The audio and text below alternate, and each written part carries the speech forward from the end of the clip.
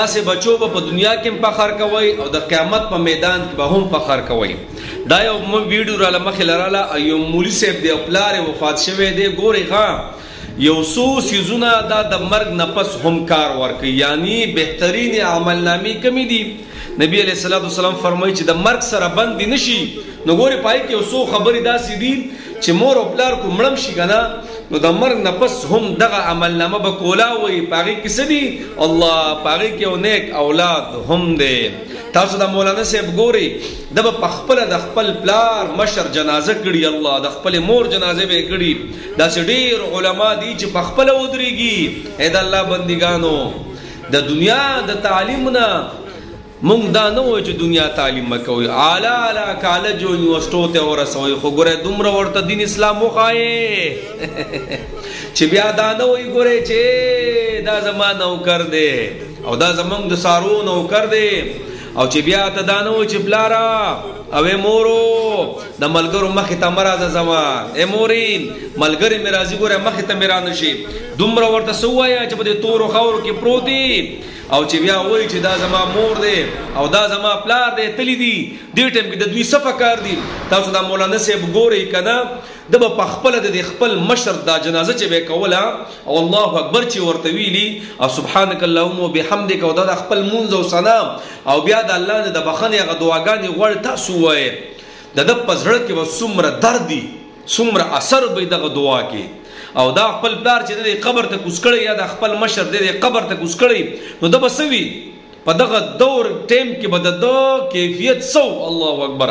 د عیسی علیه السلام په دور کې یو کس ته قبر عذاب دی ورته، او یا عیسی علیه السلام یا بل پیغمبر دی په هغه دور کې روان دی، په قبر عذاب دی. دا هغه سړی چې راځي په قبر عذاب نشته. عیسی علیه السلام الله ته ویل دا سم معامله ده، دا هغه سړی چې راتلم په قبر عذاب و او اوس چې رالمه په قبر عذاب نشته.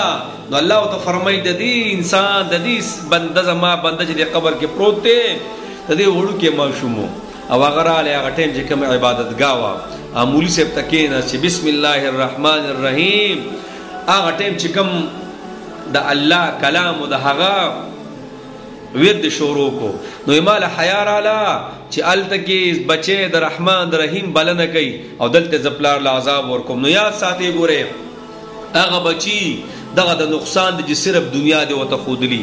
یاد ساته پلاره چې بوډا شوې که نه یقین په الله وکوي او عجیبه کیلونه به یې نه سازه کړي. ای مورې یاد ساته دا ستا د هغې خو د خپل بچي لا اولنۍ مدرسه ده لږ څه ورته وښایه. ګورې سبا چې په دغه تورو خاورو کې پرته وي چې دا نه وایي چې بس لاړو یو انسان دی بس خبره ختمه شوه. د الله بندګانو د خپلو بچو تربیت وکړي. الحمدلله ما په خپلې مور پسې یو دوه څیزونه شروع کړي دي که نه، او تر د مرګه پورې به یې پسې کومه. دا زما د مور کو د اعمالو په اعتبار څه وګورئ که نه، دا زما د مور ماشاءالله انشاءالله ډېر شی به که خیري د خپل وس مطابق. نو جناب د خپلو بچو تربیت ګوره وکړئ، هسې نه چې وایي دا کیلونې وي او د دنیا نه لاړې او بس د دې وجود نه مونږ پیدا شوي یو، بس نورې خبرې اترې نشته. دې مولانا نه تاسو عبرت والی چې په قبر ورته ولاړ دی او څنګه ښایسته دعاګانې ورته کوي، مړه دا به وروسته څومره دعاګانې کوي. او دا مولانا ورته څه هم نه وایي که نه، د ده په عملونو کې به د مور او پلار پوره پوری صحیح په قیامت کې به شفاعت کوي. نو جناب په خپلو بچو کې نیک اولاد ګوره پیدا کوي.